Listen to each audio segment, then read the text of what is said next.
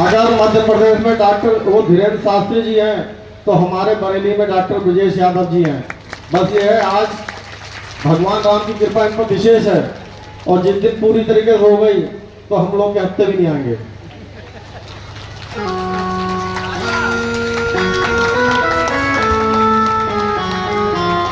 अब मैं डॉक्टर साहब से कहूँगा कि अपने दो शब्द प्रभु राम के लिए, सनातन धर्म के लिए, या हमारी जनता को जो भी अपनी तरफ से ज्ञान देना चाहते हैं वो दो शब्द कहें।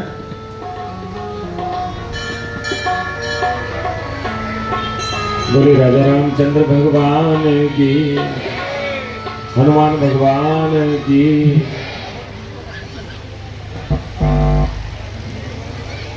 पूज्य महाराज श्री व्यासपीठ, सभी श्री द्वारकाधीश चैरिटेबल ट्रस्ट के सभी अधिकारी और सदस्यगण और आप सब बैठे भक्तजनों को मेरा सादर प्रणाम। जय श्री राम। रामचरितमानस और राम कथा आप आनंद यहाँ पर ले रहे हैं, रस बरस रहा है। और ये शिव पार्वती मंदिर के प्रांगण में ऐसी कथाएं मैं देखता हूं होती ही रहती हैं। भगवान शंकर स्वयं इतने रसिक हैं कथा के, स्वयं अनादि कवि है रामचरितमानस के, और प्रभु चरित्र सुनवे को रसिया प्रभु का चरित्र सुनने को और अधिक मिले, इसलिए शंकर स्वयं केसरी नंदन हनुमान जी के रूप में प्रकट होते हैं। और जहां जहां कीर्तन होता सीताराम का, वहां पर उपस्थित होते हैं हनुमान जी महाराज के रूप में। शंकर जी और हनुमान जी में भेद नहीं, श्री कृष्ण और राम में भेद नहीं। इसका उदाहरण यहीं पर मिल सकता है। जो ट्रस्ट राम कथा करवा रहा है उसका नाम है श्री द्वारकाधीश चैरिटेबल ट्रस्ट, और कथा किसकी हो रही है? राम जी की। ये उनके लिए उत्तर है जो कभी राम और कृष्ण में लोगों को बांटते हैं।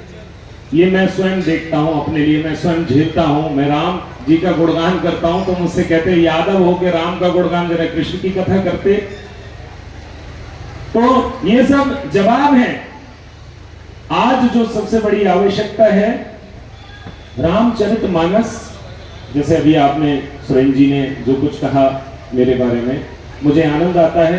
श्री रामचरितमानस के 108 अखंड अनवरत पाठ चल रहे हैं। आप संभव हॉस्पिटल आइए, आनंद लीजिए। आज 35वां पाठ चल रहा है, 20 अगस्त से अब तक चल रहे हैं। 6 दिसंबर को समापन होगा।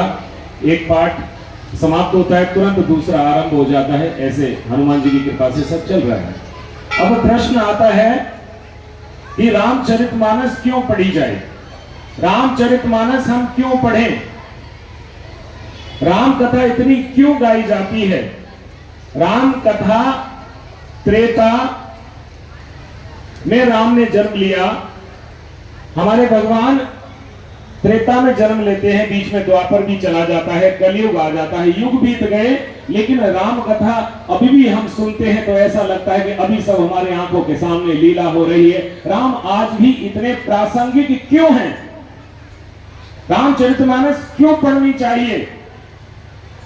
रामचरितमानस संसार का ऐसा क्रांतिकारी ग्रंथ है जो ये सिखाता है उन लोगों को जो पढ़े लिखे हैं, कथा कथित पढ़े लिखे हैं, और ऐसे ऐसे जघन्य अपराध हो रहे हैं।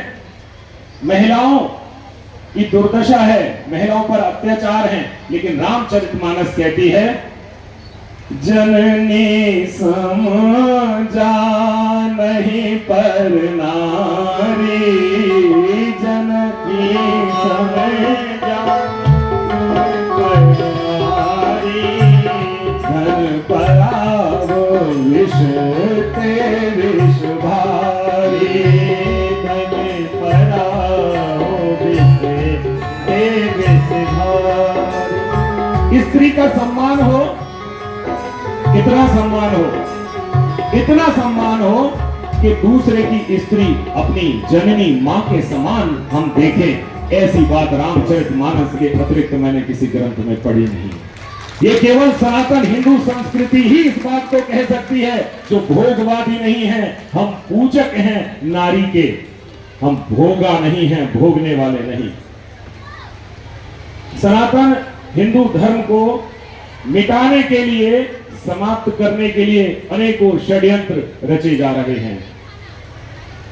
कौन सा ऐसा देश है जो पहले हिंदू वाला नहीं था? अफगानिस्तान देख लीजिए, पाकिस्तान देख लीजिए, बांग्लादेश देख लीजिए, क्या दशा है वहां पर, अब देख लीजिए। एक बहुत पुराने जमाने में पिक्चर आई थी, रोटी कपड़ा और मकान। रोटी कपड़ा और मकान कहा जाता था, ये तीन चीजें चाहिए और मिलेगा, बस इसी के लिए प्रयास है।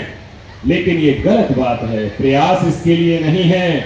यदि हम धर्म से नहीं जुड़े, रोटी छीन ली जाएगी, कपड़े फाड़ दिए जाएंगे, मकान जला दिए जाएंगे। ना मानो तो आप देख लो जिन देशों के नाम लिए उनमें क्या हो रहा है। बांग्लादेश में सरकारी नौकरी करने वालों के इस्तीफे जबरदस्ती लिए गए हिंदू होने के नाम पर। क्या हिंदू होना अपराध है? हम सब जातियों में बांटे गए, हमको ऐसे तोड़ा गया कि आप छोटे कुल के हो, आपको अधिकार नहीं, आप मंदिर में नहीं जा सकते, आप छोटी जाति को हो। मुझे बता दीजिए, यहां जितने भी लोग मंदिर में आते हैं, क्या किसी को एंट्री जाति पूछकर मिलती है? ये प्रोपेगेंडे क्यों चलाए जाते हैं? हमारा हिंदू धर्म बिल्कुल भी विलग नहीं है। हमारे शंकर भगवान उत्तरकांड में कहते हैं, स्पष्ट हो जाता है हमारे ग्रंथों में, जो लोग कहते हैं कि रामचरितमानस के पन्नों को फाड़ देना चाहिए, जो दुष्ट कहते हैं कि रामचरितमानस में इतनी गड़बड़ चौपाइयां लिखी हैं। अरे तुम्हारा चश्मे का नंबर गड़बड़ है, इसलिए तुम्हें चौपाइयां गड़बड़ दिखाई दे रही है। चश्मे का नंबर ठीक करिए, नहीं ठीक होता तो मेरे पास आइए, मैं ठीक करके दूंगा। भगवान शंकर रामचरितमानस में कहते हैं और पार्वती मां से कहते हैं, सो कुल धन्य उमा सुन। उत्तरकांड दोहा संख्या 127। सो कुल धन्य उमा सुन। ये दोहा उन लोगों के लिए जवाब है जो कहते हैं कि ऊंच नीच हिंदू धर्म में है, कहीं नहीं है। शंकर भगवान पार्वती जी से कहते हैं, सो कुल धन्य उमा सुन। हे उमा सुनो, वो कुल धन्य है। कौन सा कुल? केवल धन्य नहीं, जगत पूज्य, पूरे जगत में पूजनीय है वो कुल। कौन सा कुल? केवल पूजनीय नहीं, सुपुनीत, वो बहुत पावन भी है। क्या कहा? सो कुल धन्य उमा सुन, जगत पूज्य सुपुनीत। श्री रघुवीर परायण जहि नर उपज विनीत।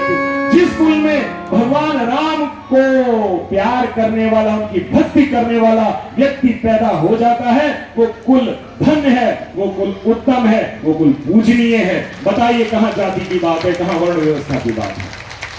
रामचरितमानस स्पष्ट करती है, शंकर भगवान स्पष्ट करते हैं कि रामचरितमानस में जो मैंने लिखा है, और रामचरितमानस तुलसीदास जी ने उसको भाषाबद्ध किया है, लेकिन इसके अनादि कवि हैं महाराज श्री ने कथा में आपको बताया भी होगा। रच महेश निज मानस राखा, पाए सो समय सिंहासन भागा। रच महेश निज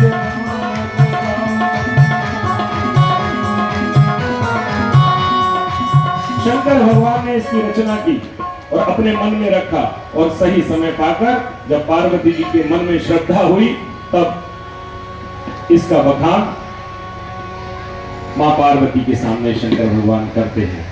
रामचरितमानस हमारे भगवान राम स्वयं इस बात का संकेत करते हैं, वनवास होता है तो राम ने किस किस को गले नहीं लगाया। निषाद राज गुहू छोटी जाति के हैं, लेकिन भगवान उनको अपना मित्र कहते हैं, सखा कहते हैं। भीलिनी शबरी छोटी जाति की कही जाती है भीलिनी।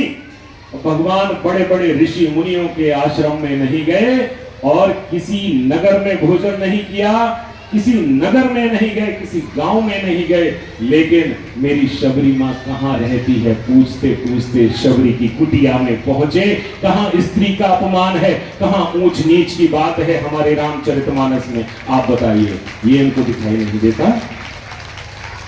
रामचरितमानस आप यदि अपने बालकों को पढ़ाएंगे, यदि रामचरितमानस से आपने अपने बच्चों को जोड़ दिया, या यूं कहूं रामो विग्रहवान धर्म, वाल्मीकि जी कहते हैं राम साक्षात धर्म का रूप है। यदि आपने रामचरितमानस से जोड़ दिया, अर्थात आपने अपने बच्चों को राम जी से जोड़ दिया, जो राम का नहीं किसी काम का नहीं, राम से जोड़ दीजिए वरना पाप के भागी बनेंगे।